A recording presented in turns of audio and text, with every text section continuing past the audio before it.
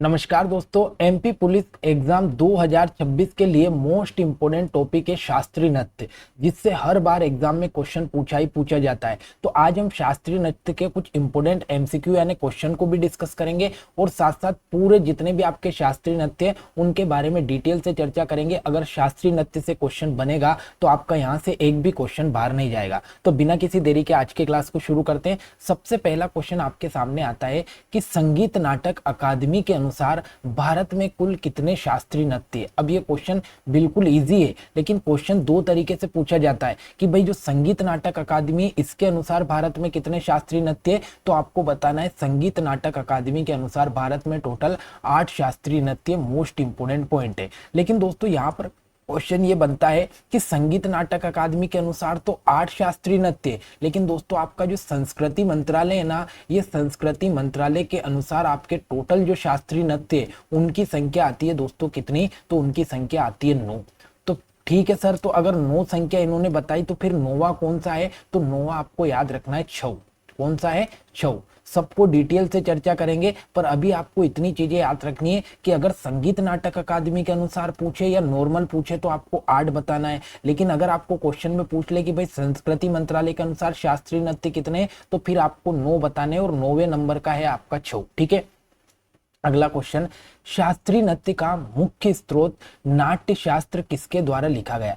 दोस्तों आपके जो शास्त्रीय नृत्य है ना, इन सारे के सारे शास्त्रीय नृत्य की जानकारी हमें एक बुक में मिलती है और इस बुक का नाम है नाट्य शास्त्र। और आपसे पूछा है कि भाई ये नाट्य शास्त्र नामक बुक या ग्रंथ है, ये किसके द्वारा लिखा गया, तो याद रखना है दोस्तों ये भरत मुनि के द्वारा लिखा गया। मोस्ट इंपोर्टेंट क्वेश्चन है, नाट्य शास्त्र की रचना किसने की, तो भरत मुनि ने की है। ठीक है, अब देखो यहाँ से 2-3 चीजें मैं आपके सामने क्लियर करवा देता हूँ। संगीत नाटक अकादमी के अनुसार अगर आपसे पूछे तो शास्त्रीय नृत्य कितने हैं दोस्तों, 8 है। संस्कृति मंत्रालय के अनुसार अगर आपसे पूछे तो कितने हैं, 9 है। और नौवा कौन सा है दोस्तों, छऊ है। फिर मैंने आपसे कहा कि भरत मुनि ने एक बुक लिखी है जिसका नाम क्या है, नाट्य शास्त्र। और इसी नाट्य शास्त्र में जितने भी आपके शास्त्रीय नृत्य है ना, उन सारे शास्त्रीय नृत्य की जानकारी दी गई है। और इसी नाट्य शास्त्र को पंचम वेद कहा जाता है। तो ये आपको इंपोर्टेंट याद रखना है कि अगर आप ये तो सब जानते हो कि भैया टोटल 4 वेद है, लेकिन पंचम वेद किसे माना जाता है, तो पंचम वेद नाट्य शास्त्र को माना जाता है, जिसमें आपके शास्त्रीय नृत्य के बारे में हमें जानकारी मिलती है। ठीक है,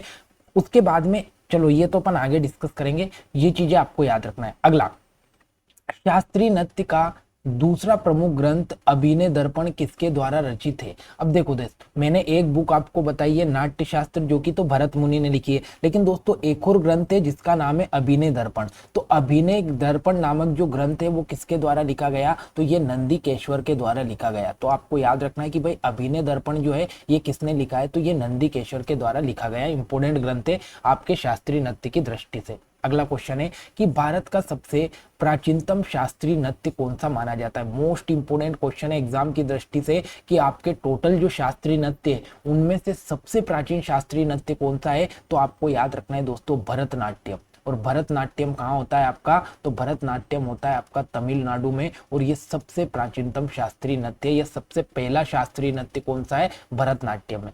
अगला क्वेश्चन है, भरतनाट्यम मुख्य रूप से किस राज्य में किया जाता है। तो अभी अपन ने डिस्कस कर लिया, भरतनाट्यम कहाँ किया जाता है दोस्तों, तमिलनाडु में। मोस्ट इंपोर्टेंट है। ठीक है, अगला, अल्लारिपू, ज्योतिस्वरम और तिल्लाना किस शास्त्रीय नृत्य के प्रमुख भाग है। दोस्तों 3 भाग है, जिसमें से आपका अल्लारिपू, ज्योतिस्वरम और तिल्लाना, ये तीनों के तीनों किस शास्त्रीय नृत्य के भाग है, तो ये भरतनाट्यम शास्त्रीय नृत्य के भाग है। किसके है, भरतनाट्यम के। ठीक है, अब भरतनाट्यम के बारे में हमें पूरी जानकारी लेनी है, क्योंकि यहाँ से आपके बहुत ज्यादा क्वेश्चन पूछे जाते हैं। तो पूरा भरतनाट्यम आपके सामने है। अगर आपसे क्वेश्चन पूछे कि भाई भरतनाट्यम जो शास्त्रीय नृत्य किस राज्य में किया जाता है, तो ये तमिलनाडु में किया जाता है। अगर आपसे पूछे कि सबसे प्राचीनतम शास्त्रीय नृत्य कौन सा है, तो आपको बताना है कि भरतनाट्यम सबसे प्राचीनतम है। या फिर अगर आपसे पूछे कि सबसे पहला शास्त्रीय नृत्य कौन सा है, तो वो आपका भरतनाट्यम है। अब दोस्तों जो भरतनाट्यम है ना, वो बहुत ही ज्यादा प्राचीन है। और ये प्राचीन है ना, तो इसका सबसे बड़ा कारण ये है कि जो भरतनाट्यम नृत्य है ना, ये किसके द्वारा किया जाता था, तो देवदासियों के द्वारा किया जाता था। देवदासियों के द्वारा ये जो नृत्य कहाँ किया जाता था, तो मंदिर में किया जाता था। तो इसीलिए इसका नाम रख दिया दासी अट्टम। तो अगर आपसे पूछे कि देवदासियों के द्वारा कौन सा नृत्य किया जाता था, तो भरतनाट्यम किया जाता था और इसीलिए इसको नाम दिया दासीअट्टम। एक इसका नाम आपको याद रखना है दोस्तों, सादीरट्टम या सादिर। तो सादीरट्टम पूछे या सादिर पूछे, दोनों भरतनाट्यम के नाम है। और एक आपको याद रखना है, इसी को अग्नि नृत्य भी कहा जाता है।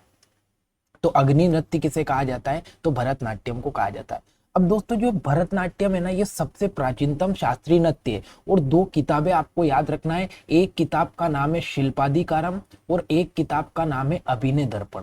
तो अगर आपसे पूछे कि भाई भरतनाट्यम का जो उल्लेख है वो कहाँ देखने को मिलता है, तो एक तो शिल्पादिकारम नामक बुक में मिलता है और एक आपका अभिनय दर्पण बुक में मिलता है। ये मोस्ट इंपोर्टेंट है, दोनों बुक आपके एग्जाम के लिए, शिल्पादिकारम और अभिनय दर्पण। और अगर आपसे पूछे इसमें कौन से संगीत का प्रयोग किया जाता है, तो इसमें कर्नाटक संगीत का प्रयोग किया जाता है। एक चीज और आपको याद रखना है, जितने भी शास्त्रीय नृत्य दक्षिण भारत में होंगे ना दोस्तों, और दक्षिण भारत में जितने भी शास्त्रीय नृत्य होते हैं उनमें कर्नाटक संगीत का ही प्रयोग किया जाता है।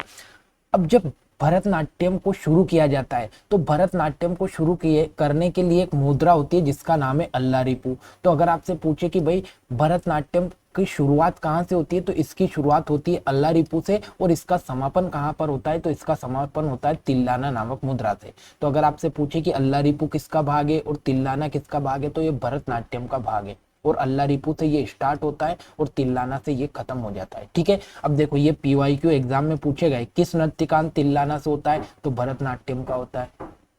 अगर आपसे पूछे दासीअट्टम किस नृत्य का पुराना नाम है, तो दासीअट्टम आपको याद रखना है भरतनाट्यम का पुराना नाम है। क्यों? क्योंकि ये देवदासियों के द्वारा किया जाने वाला नृत्य है और मंदिर में देवदासियों के द्वारा किया जाता था। तो ये सारी की सारी आपकी जानकारी थी भरतनाट्यम के बारे में। सबसे पहला शास्त्रीय नृत्य अपन ने खत्म किया है भरतनाट्यम। ठीक है, सारी चीजें आपको याद रखनी है, सारे पॉइंट इंपोर्टेंट है। ठीक है, अगले क्वेश्चन पर चलते हैं कि जो सादिर है किस शास्त्रीय नृत्य का प्राचीन नाम है। देखो सादिर किस शास्त्रीय नृत्य का नाम है, तो अभी अब मैंने बताया आपको, भरतनाट्यम को ही सादिर कहा जाता है, भरतनाट्यम को ही अग्निअट्टम कहा जाता है, भरतनाट्यम को ही दासीअट्टम कहा जाता है। अगला क्वेश्चन आपके सामने कि कथक मुख्य रूप से भारत के किस क्षेत्र में किया जाने वाला शास्त्रीय नृत्य। दोस्तों आपको याद रखना है कि भारत में जो कथक है ना, वो मुख्य रूप से कहाँ होता है, उत्तर प्रदेश में होता है। और उत्तर प्रदेश के अलावा जो उत्तर भारत वाला क्षेत्र है ना, ये उत्तर भारत का पहला शास्त्रीय नृत्य, या फिर कह सकते हैं कि उत्तर भारत में होने वाला एकमात्र शास्त्रीय नृत्य कौन सा है, आपका कथक। क्योंकि बाकी अगर आप देखोगे तो दक्षिण में हो रहे या पूर्व वाले भाग में हो रहे, लेकिन उत्तर भारत में सिर्फ और सिर्फ कौन सा होता है, कथक होता है। ये चीज आपको याद रखना है और कथक मुख्य रूप से उत्तर प्रदेश में होता है। अगला क्वेश्चन है थाट, आमद और सलामी और तत्कार किस शास्त्रीय नृत्य की शब्दावली है। ये सारे के सारे नाम इंपोर्टेंट है। एक तो थाट आपको याद रखना है, आमद आपको याद रखना है, सलामी आपको याद रखना है और तत्कार आपको याद रखना है। ये किस शास्त्रीय नृत्य की शब्दावली है, तो ये आपको याद रखना है दोस्तों, कथक की शब्दावली है। ऑप्शन नंबर ए इसका राइट आंसर है। थाट, आमद और तत्कार ये सब के सब किसके भाग है, तो आपके कथक के। ठीक है, तो अब बात करते हैं अपन दूसरे नंबर पर कथक की। तो दूसरे नंबर का शास्त्रीय नृत्य कथक। और कथक कहाँ होता है दोस्तों, तो कथक मैंने आपको बताया उत्तर प्रदेश में होता है। और उत्तर प्रदेश के अलावा उत्तर भारत में होने वाला एकमात्र शास्त्रीय नृत्य कौन सा है, कथक है। ठीक है, आपको सबसे इंपॉर्टेंट चीज याद रखना है कि कथक का मतलब क्या होता है, तो कथक का मतलब होता है कथा कहने वाला नृत्य। तो अगर आपसे क्वेश्चन पूछे कि भाई कथा कहने वाला नृत्य कौन सा है, तो वो कथक है।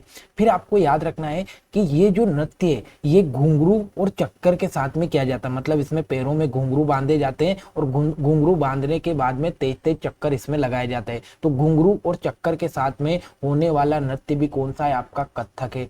और सबसे इंपॉर्टेंट चीज आपको याद रखना है दोस्तों कि भारत का एकमात्र ऐसा शास्त्रीय नृत्य जिस पर मुगल या इस्लामिक संस्कृति का प्रभाव देखने को मिलता है। तो ये क्वेश्चन एग्जाम में पूछा गया है कि कौन सा शास्त्रीय नृत्य जिस पर मुगल या इस्लामिक संस्कृति का प्रभाव देखने को मिलता है, तो वो आपका कथक नृत्य है। इंपोर्टेंट नृत्य आपके एग्जाम की दृष्टि से। ठीक है, आगे बढ़ते अगला क्वेश्चन आपके सामने है कि कुचिपुड़ी किस राज्य का प्रसिद्ध शास्त्रीय नृत्य है। दोस्तों ये जो कुचिपुड़ी है ना, ये कुचिपुड़ी आता है आपका आंध्र प्रदेश का और इसकी शुरुआत होती है दोस्तों आंध्र प्रदेश का एक गांव है जिसका नाम है कुचेलपुरम। कुचेलपुरम, तो आंध्र प्रदेश के कुचेलपुरम गांव से इसकी शुरुआत की गई है, इसीलिए इसका नाम रख दिया कुचिपुड़ी। और ये कौन से राज्य में होता है, तो ये आंध्र प्रदेश में होता है। इंपोर्टेंट है कुचिपुड़ी। ठीक है, अब दोस्तों ये जो कुचिपुड़ी है ना, इसमें एक शब्दावली है तरंगम। तरंगम का मतलब है कि पीतल की जो थाली होती है ना, इस पीतल की थाली पर इसमें पैर रखकर नृत्य किया जाता है। तो क्वेश्चन पूछा गया है कि पीतल की थाली पर पैर रखकर कौन सा नृत्य किया जाता है, तो वो आपका कुचिपुड़ी किया जाता है और इसी को बोला जाता है तरंगम। तो तरंगम किसकी शब्दावली है, तो कुचिपुड़ी की शब्दावली है। तो अपन कुचिपुड़ी के बारे में सारी जानकारी ले लेते हैं। तीसरे नंबर का जो नृत्य आपका आता है वो कुचिपुड़ी है। कुचिपुड़ी कहाँ होता है, तो ये आंध्र प्रदेश में होता है, ठीक है। और आंध्र प्रदेश का ही कौन सा गांव है, तो कुचेलापुरम या कुचेलपुरम गांव है, यहीं से इसका नाम क्या हो गया, कुचिपुड़ी हो गया। सबसे इंपॉर्टेंट चीज आपको याद रखना है दोस्तों कि जो कुचिपुड़ी के जनक माने जाते हैं उनका नाम है सिद्धेंद्र योगी। क्या नाम है, तो कुचिपुड़ी जो नृत्य है इसके जनक कौन है, सिद्धेंद्र योगी है दोस्तों। और सिद्धेंद्र योगी ने एक ग्रंथ लिखा है, इस ग्रंथ का नाम इंपॉर्टेंट याद रखना है, इस ग्रंथ का नाम है भामाकल्प। तो एग्जाम में क्वेश्चन पूछा जाता है कि भामाकल्प किसका ग्रंथ है, तो सिद्धेंद्र योगी का है। और सिद्धेंद्र योगी का संबंध किस नृत्य से, तो कुचिपुड़ी से। दोस्तों इसमें क्या किया जाता है, तो मेंढक की कहानी या मुंडक शब्द का प्रयोग किया गया है। मतलब मेंढक की कहानी किसमें कही जाती है, तो कुचिपुड़ी में कही जाती है। और फिर आपसे क्वेश्चन पूछेगा कि पीतल की तस्तरी या पीतल की थाली पर पैर रखकर कौन सा नृत्य किया जाता है, तो पीतल की थाली पर पैर रखकर जो नृत्य किया जाता है वो कुचिपुड़ी नृत्य आंध्र प्रदेश में होता है और इसी को कहा जाता है तरंगम, ठीक है। तो पीतल की थाली पर पैर रखकर करने वाले नृत्य को तरंगम कहा जाता है। कुचिपुड़ी का संबंध है आंध्र प्रदेश से। तो तीसरा शास्त्रीय नृत्य आपका समाप्त हो गया, ठीक है। हर पॉइंट को ध्यान से सुनना है, एक बार फिर से जब आप रिवीजन करोगे तो चीजें अपने आप आपको याद हो जाएगी। अगला, मोहिनीअट्टम और कथकली किस राज्य के शास्त्रीय नृत्य है। दोस्तों दो शास्त्रीय नृत्य आपको एक साथ याद रखना है, एक तो कथकली और एक आपका मोहिनीअट्टम। दोनों के दोनों ही एक ही राज्य से है और उनका नाम है केरल। तो मोहिनीअट्टम भी केरल में होता है और कथकली भी आपका कहाँ होता है, केरल में होता है। दोनों इंपोर्टेंट है, ठीक है। अगला, केवल महिलाओं के द्वारा प्रस्तुत किए जाने वाला एकल शास्त्रीय नृत्य कौन सा है। दोस्तों एक शास्त्रीय नृत्य ऐसा है जो सिर्फ और सिर्फ कौन करती है, महिलाएं करती है, और उसका नाम क्या है दोस्तों, तो उसका नाम है मोहिनीअट्टम। क्या नाम है, तो मोहिनीअट्टम, ये इसका शास्त्रीय नृत्य का नाम है जो कि सिर्फ और सिर्फ कौन करती है, महिलाएं करती है। देखो ये मोहिनीअट्टम है। मोहिनीअट्टम के बारे में आपको ये याद रखना है कि मोहिनीअट्टम कहाँ होता है, तो केरल में होता है। और सिर्फ किसके द्वारा किया जाता है, तो ये सिर्फ और सिर्फ महिलाओं के द्वारा किया जाता है, ठीक है।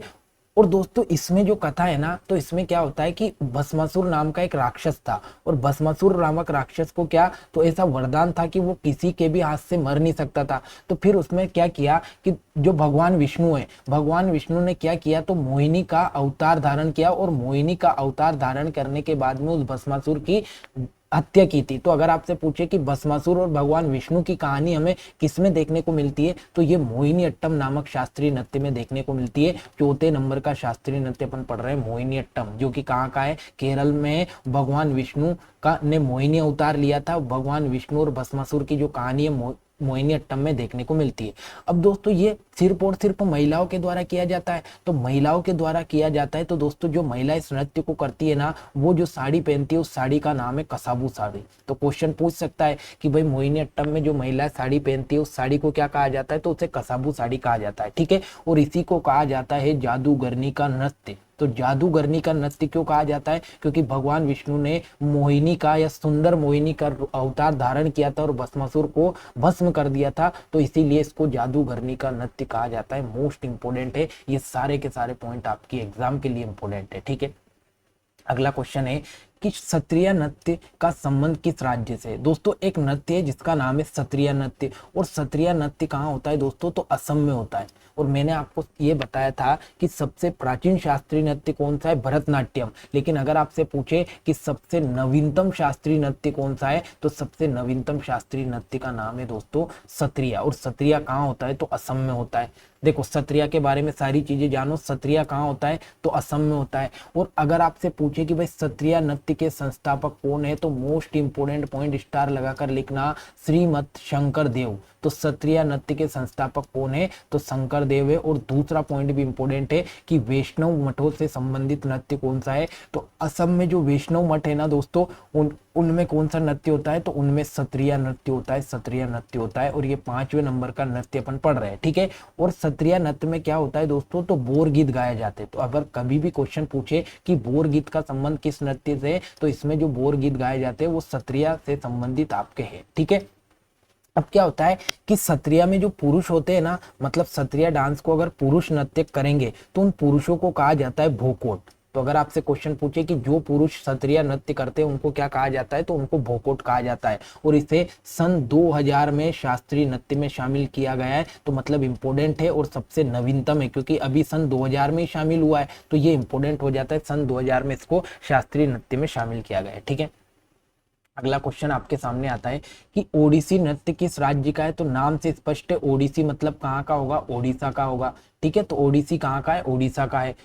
अगला, त्रिभंग मुद्रा किस शास्त्रीय नृत्य की सबसे प्रमुख विशेषता है। दोस्तों ये जो त्रिभंग मुद्रा है ना, ये त्रिभंग मुद्रा की जाती है दोस्तों कहाँ पर, तो ओडिसी। किसमें की जाती है, तो ओडिसी जो शास्त्रीय नृत्य, इसमें आपका कौन सी मुद्रा की जाती है, त्रिभंग मुद्रा। देखो ये ओडिसी है, 6ठे नंबर का अपन शास्त्रीय नृत्य पढ़ रहे हैं। ओडिसी नाम से स्पष्ट है कहाँ पर होता होगा, उड़ीसा में होता होगा। और ओडिसी नृत्य के जनक इंपोर्टेंट है आपको गुरु पंकज चरण दास, मोस्ट इंपोर्टेंट नाम है। ओडिसी नृत्य के जनक कौन है, तो गुरु पंकज चरण दास है। और इसमें क्या किया जाता है दोस्तों, तो त्रिभंग मुद्रा की जाती है, मतलब शरीर को 3 जगह से मोड़ा जाता है। तो अगर आपसे पूछे कि कौन सा नृत्य जिसमें शरीर को 3 जगह से मोड़ा जाता है या त्रिभंग मुद्रा की जाती है, तो वो आपका हो जाएगा ओडिसी। देखो एक तो यहाँ से मोड़ रखा है इसने, फिर एक यहाँ से मोड़ रखा है और एक आपका यहाँ से मोड़ रखा है। तो शरीर को 3 जगह से मोड़ा जाता है ओडिसी नृत्य में। गुरु पंकज चरण दास इसके जनक है। और ये जल तत्व का प्रतीक है। ये मोस्ट इंपोर्टेंट क्वेश्चन है, जल तत्व का प्रतीक है दोस्तों। और इसको, ये जो नृत्य किया जाता है ना, तो इसमें एक वाद्य यंत्र बजाया जाता है और वो वाद्य यंत्र का नाम क्या है आपका, पखावज। तो आपसे क्वेश्चन पूछे भाई पखावज का संबंध किससे, तो ओडिसी से। फिर आपको याद रखना है दोस्तों कि इस नृत्य की जो शुरुआत की जाती है वो मंगलाचरण से की जाती है और इसका जो अंत होता है ना, ये मोक्ष से होता है। तो शुरुआत तो हो रही है मंगलाचरण से और अंत हो रहा है इसका किससे, तो मोक्ष से हो रहा है। और अगर आपसे पूछे कि भगवान जगन्नाथ की महिमा या भगवान जगन्नाथ रथ यात्रा के बारे में हमें जानकारी किससे मिलती है, तो ओडिसी से मिलती है। क्योंकि आप सभी को याद है कि भगवान जगन्नाथ का मंदिर ओडिशा में है। तो ओडिसी जो नृत्य है वो भगवान जगन्नाथ से संबंधित नृत्य है। ओडिसी नृत्य के जो जनक है गुरु पंकज चरण दास है। त्रिभंग मुद्रा इसमें शामिल है, जल तत्व का प्रतीक है, पखावज वाद्य यंत्र है, मंगलाचरण से शुरू किया जाता है, मोक्ष से इसका अंत होता है। ठीक है, अगला क्वेश्चन, किस शास्त्रीय नृत्य में चेहरे पर हरा, लाल, काला और सफेद रंग लगाकर पात्रों का निरूपण किया जाता है। आपने देखा होगा दोस्तों एक शास्त्रीय नृत्य जिसका नाम है कथकली। और कथकली में जो कलाकार होते हैं ना, वो जब कथकली डांस करते हैं तो चेहरे पर हरा, लाल, काला और कुछ सफेद रंग पोतकर क्या करते हैं, तो डांस करते हैं। तो ये कौन सा नृत्य आपका, कथकली होता है। ठीक है, अगला, कथकली में पाचा हरा रंग किस प्रकार का प्रतीक होता है। दोस्तों जो कथकली में मैंने बताया बहुत सारे रंग लगाए जाते हैं, तो इसमें जो हरा रंग है ना दोस्तों, वो सात्विक का प्रतीक है। किसका प्रतीक है, तो सात्विक का प्रतीक है। ऑप्शन नंबर ए इसका राइट आंसर है। अब देखो यहाँ देखो कथकली, तो कथकली कहाँ होता है, तो केरल में होता है। देखो ये इस प्रकार से चेहरे पर आपने देखा होगा, यहाँ पीला रंग है, यहाँ हरा रंग है, यहाँ काला रंग है, ये आपका सफेद रंग है। तो इस प्रकार के कलर चेहरे पर लगाए जाते हैं और फिर नृत्य किया जाता है। तो कथकली कहाँ होता है दोस्तों, केरल में होता है। ये मुख्य रूप से किसके द्वारा किया जाता है, तो पुरुषों के द्वारा किया जाता है। जैसे मोहिनी अट्टम जो है ना, ये महिलाओं के द्वारा किया जाता था, वैसे ही कथकली सिर्फ और सिर्फ कौन करते हैं, तो पुरुषों के द्वारा किया जाता है। और ये आकाश तत्व का प्रतीक है दोस्तों। किसका प्रतीक है, तो आकाश तत्व का प्रतीक है। और इसमें रामायण और महाभारत की कथा कही जाती है। जैसा आपने देखा होगा कि मणिपुरी अपन ने देखा था ना, तो वहां पर वैष्णव मठ से संबंधित था, लेकिन कथकली में जो कथा कह रहे हैं ना, वो रामायण और महाभारत की कथा कह रही है। और चेहरे पर टोटल 5 कलरों को इसमें लगाया जाता है। मोस्ट इंपोर्टेंट आपको याद रखना है, जिसमें तो आपको हरा याद रखना है जो कि सद्गुण का प्रतीक है, और काला आपको याद रखना है जो कि बुराई का प्रतीक है। इंपोर्टेंट है। और चेहरे पर टोटल 5 कलर का प्रयोग किया जाता है। ठीक है, शायद 6ठे नंबर का अपन पढ़ रहे हैं कथकली। ठीक है, अब जो दोस्तों ये जो नृत्य करता है ना कथकली, उस कथकली में एक तो नायक रहता है, मतलब एक तो एक्टर रहता है, तो वो नायक या हीरो जो रहता है ना, उसको कहा जाता है पाचा। और एक होता है खलनायक जिसे हम कहते हैं विलन, तो विलन को कहा जाता है कथी। तो आपसे क्वेश्चन पूछेगा कि कथकली में नायक को पाचा कहा जाता है और खलनायक को कथी कहा जाता है। मोस्ट इंपोर्टेंट पॉइंट है आपके सामने सारे के सारे। अगला क्वेश्चन है कि मणिपुरी शास्त्रीय नृत्य का उद्भव किस राज्य से हुआ। देखो मणिपुरी की हम बात करें दोस्तों, तो मणिपुरी कहाँ का है, तो नाम से स्पष्ट है मणिपुरी मणिपुर से होगा संबंधित। तो ऑप्शन नंबर ए इसका राइट आंसर है। अगला क्वेश्चन है कि रासलीला मुख्य रूप से किस नृत्य में देखने को मिलती है। दोस्तों एक नृत्य जिसका नाम है मणिपुरी, और मणिपुरी कहाँ होता है, मणिपुर में होता है। और दोस्तों जो मणिपुरी नृत्य है ना, इसमें भगवान कृष्ण की रासलीला से संबंधित वर्णन अपने को देखने को मिलता है। तो रासलीला से संबंधित नृत्य कौन सा है, मणिपुरी। तो आइए मणिपुरी को भी अपन खत्म कर लेते हैं। आखिरी है आपका 8वें वाला मणिपुरी। तो मणिपुरी कहाँ होता है, तो मणिपुर में होता है। सबसे इंपॉर्टेंट इसमें भी आपको एक याद रखना है, वैष्णव संप्रदाय से संबंधित है। और राधा कृष्ण की रासलीला से संबंधित नृत्य कौन सा है, तो मणिपुरी है, मोस्ट इंपोर्टेंट है।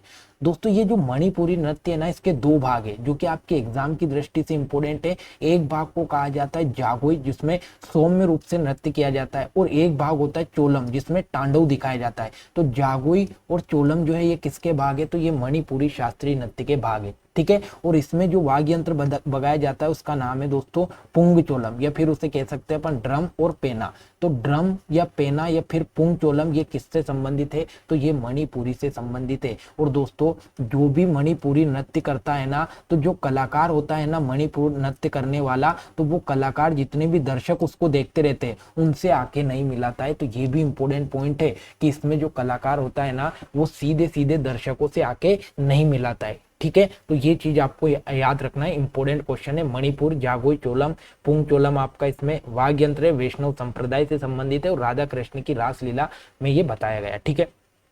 अगला, पंडित बिरजू महाराज किस शास्त्रीय नृत्य के प्रमुख कलाकार थे। तो मैंने आपसे कहा एक चीज आपको याद रखना है कि पंडित बिरजू महाराज का नाम बहुत ज्यादा एग्जाम में पूछा जाता है। तो जो पंडित बिरजू महाराज है ना, वो कौन सा नृत्य करते थे, कथक नृत्य। अब कथक नृत्य याद करो, कथक नृत्य उत्तर भारत में होता था, मुगल कला से संबंधित इसमें जानकारी या मुगल कला की संस्कृति आपको इसमें देखने को मिलती है। घुंघरू के साथ में ये नृत्य किया जाता है, तो ये चीजें यहाँ पर रिकॉल करते चलना। अगला है श्रीमती शंकरदेव। श्रीमती शंकरदेव किस शास्त्रीय नृत्य के जनक है, तो मैंने आपको बताया था एक शास्त्रीय नृत्य सत्रिया। तो सत्रिया नृत्य किसने उद्भव हुआ, तो शंकर देव के द्वारा किया गया, और सन 2000 में सत्रिया नृत्य को क्या किया गया, तो शास्त्रीय नृत्य में शामिल किया गया। अगला, यामिनी कृष्ण मूर्ति किस शास्त्रीय नृत्य की प्रमुख नर्तकी की थी। तो दोस्तों यामिनी कृष्ण मूर्ति का नाम आपको बहुत इंपॉर्टेंट याद रखना है, क्योंकि यामिनी कृष्ण मूर्ति जी जो थी ना, वो एक तो भरतनाट्यम डांस भी कर सकती थी और एक कुचिपुड़ी डांस भी करती थी। तो भरतनाट्यम और कुचिपुड़ी दोनों शास्त्रीय नृत्य किए जाते थे यामिनी कृष्ण मूर्ति के द्वारा। अगला क्वेश्चन है, गुरु केलुचरण महापात्रा किस शास्त्रीय नृत्य के पुनरुद्धार के लिए जाने जाते हैं। मोस्ट इंपोर्टेंट है दोस्तों, गुरु केलुचरण महापात्रा ने जो शास्त्रीय नृत्य का पुनरुद्धार किया वो है आपका ओडिसी। तो ओडिसी शास्त्रीय नृत्य से संबंधित है आपके केलुचरण महापात्रा नाम, मोस्ट इंपोर्टेंट नाम है एग्जाम के लिए। अगला, झावेरी बहनें का संबंध किससे है। देखो दोस्तों 4 बहनें हैं जिनको कहा जाता है झावेरी बहनें। इनके नाम इंपॉर्टेंट है, दर्शना, नैना, रंजना और सुवर्णा। तो दर्शना, नैना, रंजना और सुवर्णा ये आपकी 4 बहनें, और इन्हीं 4 बहनों को कहा जाता है झावेरी बहनें। और ये जो झावेरी बहनें ना कौन सा नृत्य करती है, तो ये मणिपुरी नृत्य करती है। इंपॉर्टेंट क्वेश्चन है, झावेरी बहनों का संबंध किससे है, तो मणिपुरी से है। ये एग्जाम में पूछा गया क्वेश्चन है। अगला क्वेश्चन आपके सामने कि कुचेलपुरम नामक गांव से किस शास्त्रीय नृत्य का उद्भव हुआ। तो आप सभी जानते हो कि कुचेलपुरम नाम से जो शास्त्रीय नृत्य निकला है वो आपका कुचिपुड़ी शास्त्रीय नृत्य है, ठीक है। और कुचिपुड़ी कहाँ किया जाता है ये आपको कमेंट में बताना है, क्योंकि अभी अपन ने पढ़ा है। अगला, मुखोटा नृत्य का संबंध किस शास्त्रीय नृत्य या लोक कला से संबंधित है। देखो आपसे पर पूछे ना दोस्तों, जो कथकली है ना, कथकली में मैंने आपको बताया था कि अलग अलग रंग उसने लगा रखे थे, ध्यान करो, और अलग अलग रंग के साथ उसने मुखोटा भी पहन रखा था। तो कथकली जो नृत्य है ना, उसको मुखोटा नृत्य भी कहा जाता है कथकली को। लेकिन दोस्तों अपन छऊ जब पढ़ेंगे ना, तो वहां पर भी आपको दिखाई देगा कि उसमें भी मुखोटे का यूज किया जाता है। तो अभी आपको सिर्फ कथकली याद रखना है, मुखोटा नृत्य किसे कहते हैं, कथकली को। अगला, अंकिया नाट का संबंध किस शास्त्रीय नृत्य है। दोस्तों ये जो अंकिया नाट नामक शैली है ना, ये किसमें की जाती है, तो जो आपका क्षत्रिय नृत्य है ना, इस क्षत्रिय नृत्य में आपका अंकिया नाट नामक शैली की जाती है। मोस्ट इंपोर्टेंट क्वेश्चन है। अब देखो कुछ चीजें अगर वहां आपकी रह गई होगी तो यहाँ से उनको कवर करना है आपको, क्योंकि क्वेश्चन आपके एग्जाम में पूछे गए सारे वही क्वेश्चन है। अगला, राज्यसभा के लिए नामांकित होने वाली पहली भारतीय शास्त्रीय नर्तकी कौन सी है? देखो दोस्तों, ऐसी महिला है जो कि राज्यसभा में नामांकित हो चुकी थी और वो शास्त्रीय नृत्य भी करती थी। तो उनका नाम है दोस्तों रुक्मणी देवी अरुंडेल। और रुक्मणी देवी अरुंडेल जो है ना दोस्तों, वो कौन से नृत्य से संबंधित है? तो आपको याद रखना है, भरतनाट्यम से संबंधित है। भरतनाट्यम से संबंधित है और ये राज्यसभा में नामांकित होने वाली महिला है जो कि आपका शास्त्रीय नृत्य के लिए जानी जाती है। और कौन सा शास्त्रीय नृत्य? भरतनाट्यम। और इनका नाम क्या है? तो रुक्मणी देवी अरुंडेल है। अगला, ओडिशा के मंदिरों में नृत्य करने वाली देवदासियों को क्या कहा जाता है? तो दोस्तों, जो ओडिशा के मंदिर में जो देवदासियां नृत्य करती है, जो ओडिसी नृत्य करती है, उनको कहा जाता है महारी। क्या कहा जाता है? तो इनको कहा जाता है महारी। मोस्ट इंपोर्टेंट क्वेश्चन है। तो महारी किन महिलाओं को कहा जाता है? तो जो आपका ओडिशा के मंदिरों में नृत्य करती है। अब दोस्तों, अपन ने देखा था कि संस्कृति जो मंत्रालय था अपना, संस्कृति मंत्रालय, उस संस्कृति मंत्रालय ने जो नौवां शास्त्रीय नृत्य माना था, वो नौवां शास्त्रीय नृत्य आपका कौन सा था? तो नौवां था दोस्तों आपका छऊ। अब ये जो नौवां शास्त्रीय नृत्य छऊ है ना, ये इंपोर्टेंट इसलिए हो जाता है, एक तो ये क्या है? तो अर्धशास्त्रीय नृत्य, पहली इंपॉर्टेंट चीज आपको ये याद रखना है।